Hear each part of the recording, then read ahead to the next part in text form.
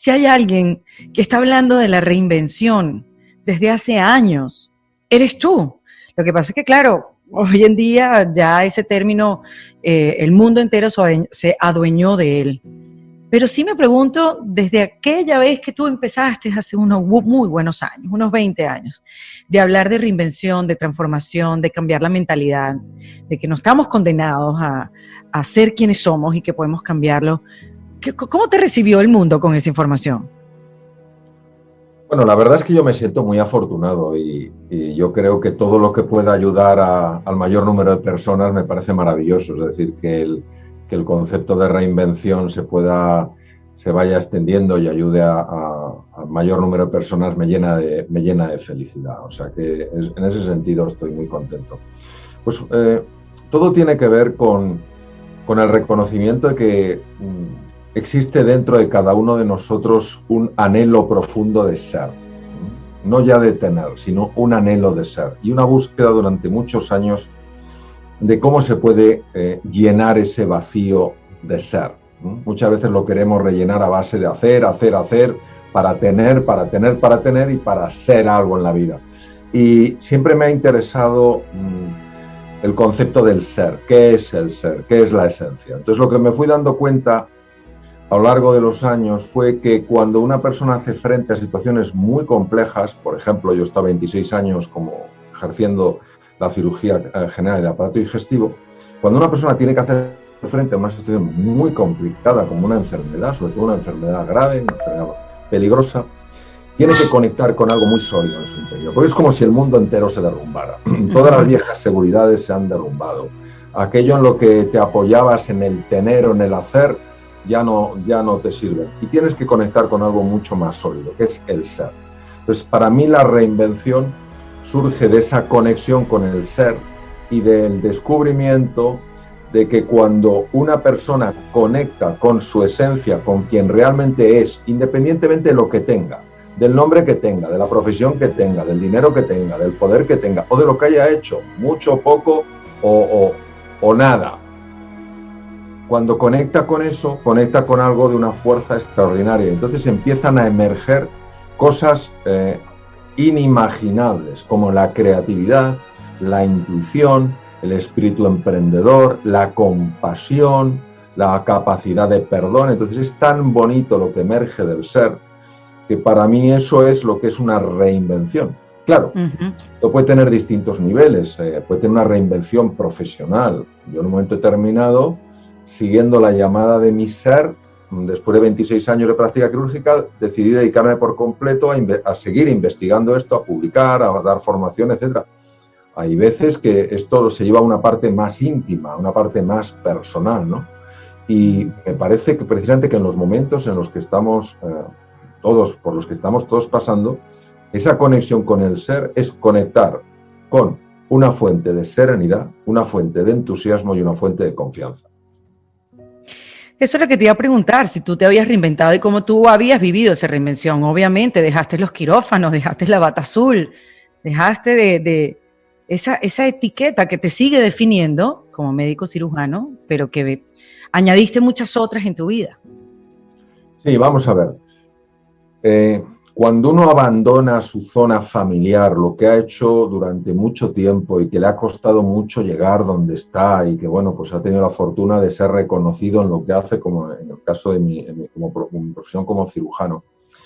Y cuando uno siente profundamente a nivel visceral, no es algo intelectual y tampoco es algo que lo hagas para impresionar a nadie. Es algo que sientes que te lo debes a ti mismo, porque tienes que liberar algo que está ahí encerrado. La sensación que te da es de un vacío y un vértigo tremendo. Es una sensación físicamente, además es que lo puedo describir, físicamente es como si te estuvieras ahogando. Eso viene de angustia. Angustia es lo angosto, es como si te estuvieras ahogando. Entonces, en ese momento tienes que conectar con esa fuente que te dice adelante, adelante. Y a mí me gusta mucho el Zen y he tenido maestros de Zen y he leído pues, un poquito de Zen. Y dentro del Zen hay algo que me resuena especialmente, sobre todo recordando el paso que yo di, ¿no? Dice, atrévete y te pueden pasar dos cosas. Atrévete a cruzar ese precipicio. Dice, te pueden pasar dos cosas. O encuentras sorprendentemente algo en lo que apoyarte o se te enseñará a volar. Entonces, ¿qué pasa? Que yo en mi experiencia reconozco lo que es el vértigo, reconozco lo que es decir sí a la llamada a pesar del miedo.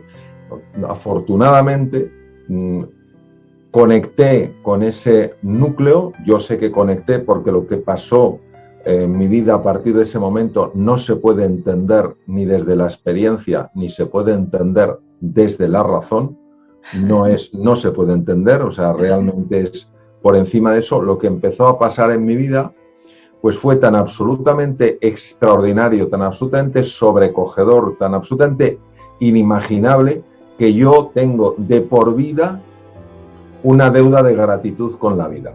Porque me mostró algo frente a lo que yo estaba completamente ciego. Es verdad que yo había leído, es verdad que había profundizado, es verdad que había investigado, es verdad que conocía gente que le había pasado, pero nunca me había pasado a mí. Entonces, cuando yo lo he vivido en primera persona, es que es completamente diferente, porque claro, tienes una relación con el misterio, tienes una relación con ese mundo que es vacío, que es silencio y que es quietud, que verdaderamente es que te transforma por dentro, por lo menos en los momentos en los que lo vives, ¿no?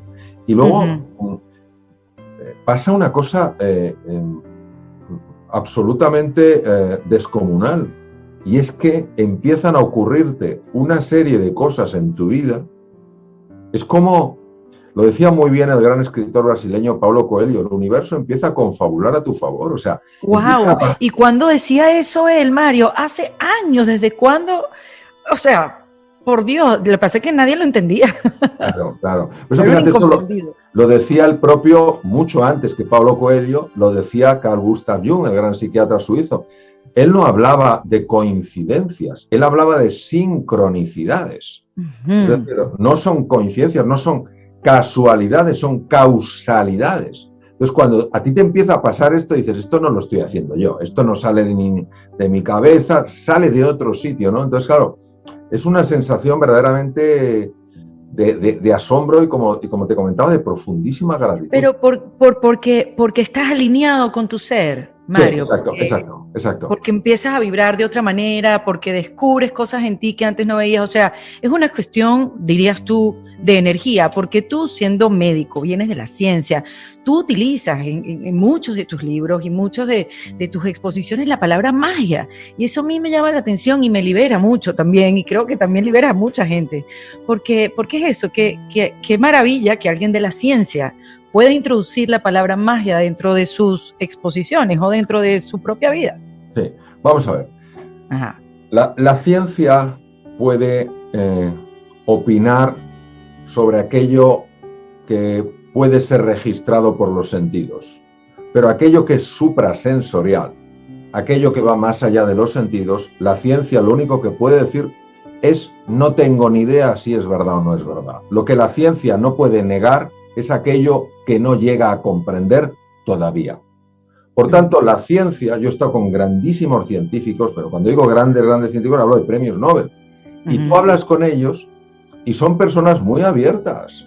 Son muy abiertas y dicen, mira, Mario, yo no sé si existe o no una dimensión espiritual de la existencia, pero es que no puedo negarla, ni puedo afirmarla, ni puedo negarla. ¿Qué ocurre? Que hay personas que amparándose en la ciencia, que yo diría que no amparándose en la ciencia, sino amparándose en la soberbia humana, que la tenemos todos, empezando por mí, dicen, lo que yo no puedo medir no existe. Tú imagínate que hace 50 años lo que no se podía medir resulta que no existía. Oye, pues ahora hay cosas que vemos que existen y no se podían medir. Entonces, la ciencia no está nunca enfrentada a la física no está enfrentada a la metafísica. La ciencia no está enfrentada a la espiritualidad. No es lo uno o lo otro, es lo uno y lo otro. Y lo que no se puede negar son las experiencias personales que uno tiene, que no es un tema de creérselo o no, es un tema de haberlo confirmado. Y como lo has confirmado, ¿cómo lo vas a negar? Si es que lo he confirmado. No, es que usted no debería creer esto, si es que no es un tema de creérmelo, no. Es que lo he vivido. Y como lo he vivido, ¿cómo lo voy a negar? Y como, mire, yo he pasado de una situación en la cual tenía miedo, tenía angustia, tenía una tensión en el cuerpo tremenda. Y después de conectar con eso, he pasado a una situación de relajación profunda, de increíble paz interior, de entusiasmo desbordante, de una alegría inconmensurable y de una confianza plena, y me ha pasado eso, y yo lo he vivido. ¿Cómo voy a negarlo? ¿Qué hay entre medias? Conectar con mi centro. Uh-huh. Ahora, se necesita voluntad para conectar con el centro, Mario, ¿no? O sea, que es lo principal, porque también uno puede conocer muchísimas herramientas para conectar contigo, pero si no las aplicas, o sea, ahí hay un componente importante de voluntad. Yo quiero ver más allá de lo que estoy viendo dentro de mí. Sí, y si me permites, junto a lo que tú dices, pondría una cosa antes, que es reconocimiento de que no sé. Reconozco que no sé y tengo voluntad de saber. Si yo tengo voluntad de saber, pero no tengo reconocimiento de que no sé, no sucede. Si reconozco que no sé, pero no tengo voluntad de saber, tampoco sucede. Es decir, creo que tienen que estar las dos cosas. Reconozco que no sé y tengo voluntad de saber. Entonces, al tener ese reconocimiento, es una llamada, algo muy difícil para los seres humanos, que es humildad. Es abrirte al misterio, sin quererlo controlar. Te abres a explorar, no lo juzgas de entrada. Y la voluntad es verdaderamente el ardiente deseo de ir más allá de todo lo que hasta ahora has considerado el único mundo posible. Entonces, es tener la voluntad de pasar de un mundo muy conocido a un mundo por completo desconocido. Y entonces, ahí es cuando yo creo que tenemos una actitud, una relación con lo desconocido que permite que empiecen a suceder cosas y a emerger estos procesos transformadores a los que me gusta llamar reinvención.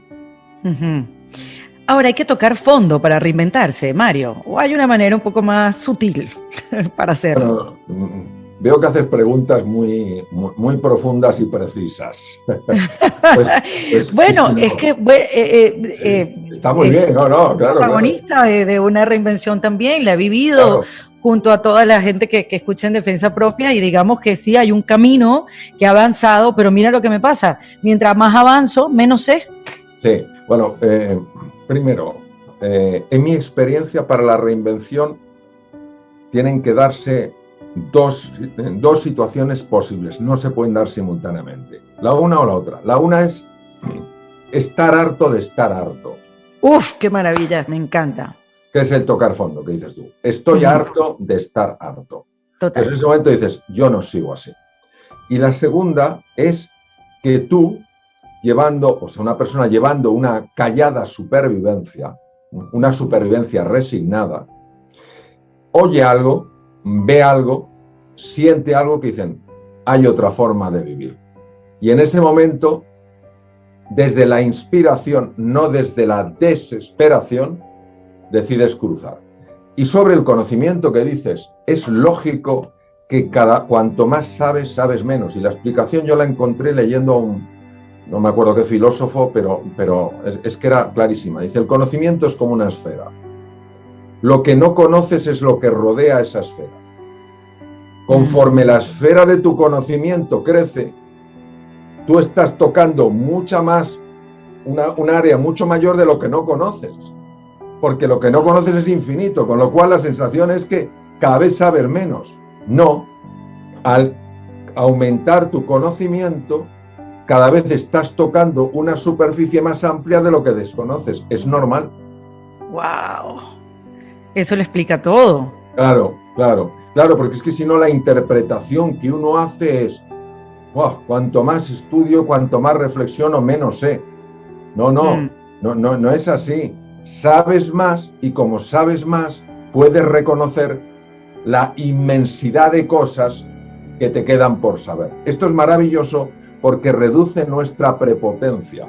Nunca nos consideramos expertos, siempre nos vemos como principiantes. Yo, de algunos de los científicos más espectaculares que he conocido, me ha impresionado la curiosidad, el interés, la humildad que tenían. Y he conocido personas que sabían muy poco y tenían un nivel de arrogancia de a mí qué me va a decir este, a mí qué me va a enseñar. Claro, esfera pequeñita, poca relación con lo que te falta por conocer. Entonces yo creo que el conocimiento es,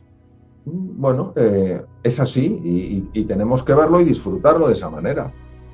No, y además de verlo de esa manera como me lo estás mostrando, no es que no sabes, sino es que estás ampliando todo, sales un poco de esa mentalidad de carencia que no sé quién nos los enseñó, o sea, no sé por qué andamos por la vida pensando que alguien vino y nos los quitó, que todo es culpa de los demás, no siéndonos responsables de nuestras acciones. No lo vemos, no lo podemos ver, porque obviamente no andamos a propósito viviendo en la carencia, simplemente no nos damos cuenta.